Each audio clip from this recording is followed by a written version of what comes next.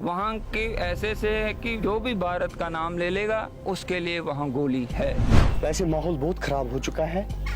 यहाँ पे 98% भाग गए हिंदू।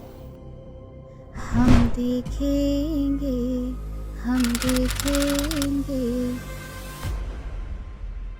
पहली बार कश्मीरी पंडितों के दर्द की सच्चाई को बड़े पर्दे पर लाने वाली इस फिल्म द कश्मीर फाइल्स की चर्चा आज चारों ओर है, जिसे देखकर देश की सबसे मक्कार पार्टी कांग्रेस आतंकियों के महिमा मंडन के लिए अपने ऑफिशियल ट्विटर अकाउंट का प्रयोग कर रही है। कांग्रेस ने बड़ी ही चालाकी से 1990 का वो जनसंहार का ठीकरा तत्कालीन पीएम वीपी सिंह, कश्मीरी अधिकारी और राज्यपाल जगमोहन पर डाल दिया। बॉक्स ऑफिस पर इस फिल्म की सफलता से परेशान कांग्रेस अपने आतंकी आकाओं का प्रोपेगेंडा कैसे फैला रही है, उसका सच आज हम आपको बताएंगे। झूठा प्रोपेगेंडा फैलाने वाली कांग्रेस का पहला ट्वीट। उन्होंने भले ही ये ट्वीट डिलीट कर दिया हो, लेकिन इसी ट्वीट ने कश्मीरी हिंदू के जनसंहार को अपनी कहानी गढ़ दी। कांग्रेस के अनुसार आतंकियों ने 399 कश्मीरी पंडितों को मार गिराया, जबकि 17 साल में आतंकियों द्वारा करीब 15,000 अल्पसंख्यक युवकों को मारा गया। लेकिन सच ये है कि लाखों कश्मीरी पंडितों को अपना घर और सामान वहीं पर छोड़कर जाने को मजबूर किया गया। अल्पसंख्यकों के धार्मिक भवनों से हुक्म दिया जा रहा था कि कश्मीरी हिंदू आदमी अपनी औरतों को वहीं छोड़कर घाटी से चले जाएं। वो लगभग चिल्ला रहे थे कि या तो इस्लाम को कबूल कर लो, या भाग जाओ, या फिर मर जाओ। कश्मीरी पंडित अपना घर छोड़ना नहीं चाहते थे, लेकिन उनसे ऐसा करवाया गया, जिसे कांग्रेस ने पूरी तरह से नजरअंदाज कर दिया। कांग्रेस का प्रोपेगेंडा नंबर 2।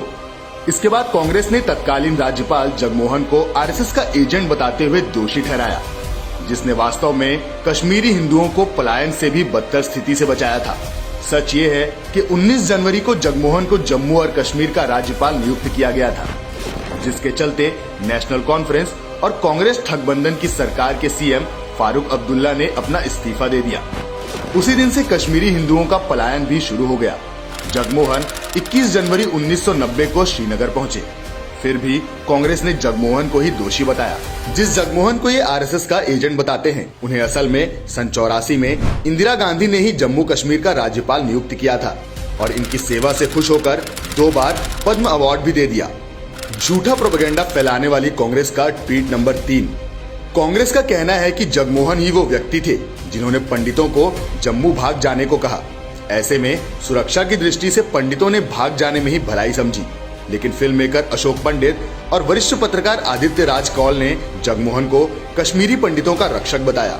कांग्रेस जहां नायक को खलनायक के रूप में दिखाना चाहती है, वहीं जम्मू कश्मीर लिबरेशन फ्रंट के यासिम मलिक जैसे असली दोषियों के साथ इनके पीएम बेशर्मी से खड़े होते हैं। झूठी कांग्रेस का चौथा प्रोपेगेंडा।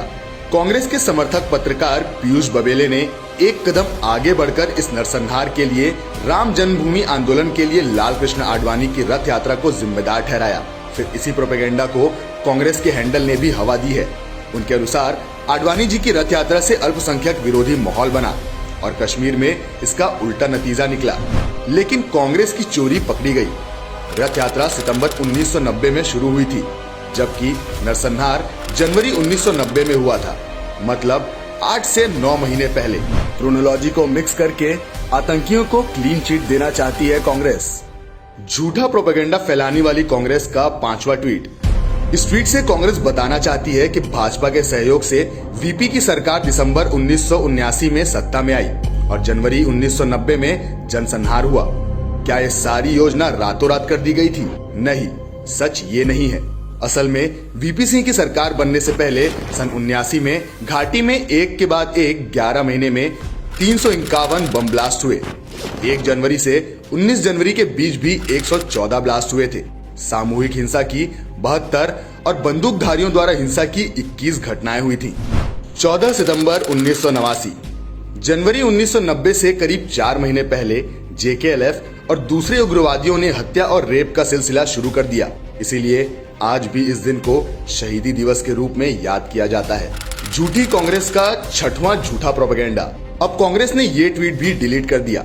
इसमें कांग्रेस ये दिखाना चाहती है कि आतंकवाद से सिर्फ कश्मीरी पंडित ही नहीं, बल्कि हर धर्म के लोग प्रभावित हुए थे। अपनी सफाई में कांग्रेस इस हद तक गिर जाने के बाद बोलती है कि सन 48 में हुए सांप्रदायिक दंगों में कश्मीरी अल्पसंख्यक सबसे ज्यादा मारे गए। कांग्रेस पूरी कोशिश कर रही है कि सच पर पर्दा डाला जाए। वो कहना चाहती है कि अगर कश्मीरी अल्पसंख्यक मारे गए हैं और हिंदू मारे गए हैं तो क्या हुआ? ये कैसा बेहुदा लॉजिक है? अब आपको दिखाते हैं कांग्रेस का एक और ट्वीट। कांग्रेसी प्रोपेगेंडा का ये ट्वीट कहने की कोशिश करता है कि भाजपा ने कश्मीरी पंडितों के लिए कुछ नहीं किया। झूठी कांग्रेस ये नहीं बताएगी कि पिछले कुछ सालों में कश्मीर में मोदी जी ने प्रधानमंत्री पुनर्वास पैकेज के तहत रोजगार पाने के लिए हाल ही में 4000 से ज्यादा युवा कश्मीरी पंडित वापस लौटे हैं। साथ ही साथ 44,000 परिवार जो वहां से भगाए गए थे उनको भी रिलीफ कार्ड देकर करीब 6000 घर बनवाए गए। झूठा प्रोपेगेंडा फैलाने वाली कांग्रेस का ट्वीट नंबर 8। कांग्रेस का कहना है कि उन्होंने कश्मीरी पंडितों को नौकरियां दी, लेकिन क्रेडिट कोई और ले रहा है। लेकिन यही कांग्रेसी ये नहीं कह रहे कि क्या इन्होंने कश्मीरी पंडितों के गुनहगारों को जेल पहुंचाया। वो आपको ये भी नहीं बताएंगे कि 1990 के बाद कैसे ये लोग अपने ही देश में नागरिक की बजाय रेफ्यूजी बनकर रहने पर मजबूर हुए।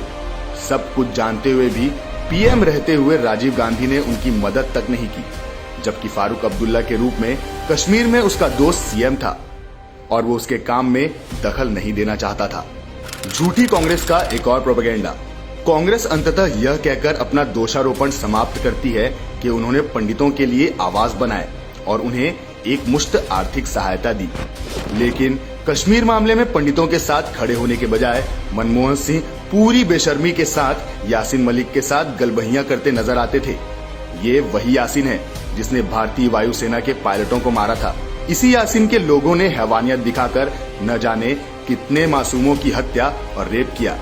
इस पूरे सच को कैसे दफना दिया गया कि आज जब लोग द कश्मीर फाइल्स को देख रहे हैं तो वो हैरान हैं कि क्यों उनसे ये काला इतिहास छिपाया गया। ये तो आप जानते ही होंगे कि राहुल गांधी केरल से सांसद हैं, लेकिन आपको जानकर हैरानी होगी कि केरल आईटी सेल का मुखिया कोई और नहीं बल्कि कांग्रेसी सांसद शशि थरूर है। क्या इससे यह तय नहीं होता कि कैसे केरल के आधिकारिक हैंडल से जहर की खेती की गई? जिस मुद्दे को कांग्रेस अपनी मक्कारी दिखाकर भाजपा का प्रोपेगेंडा बताकर दफनाना चाहती है, वो एक सच्चाई है जिसका दर्द लाखों ने सहा है, जो आज भी उनके सीने में है।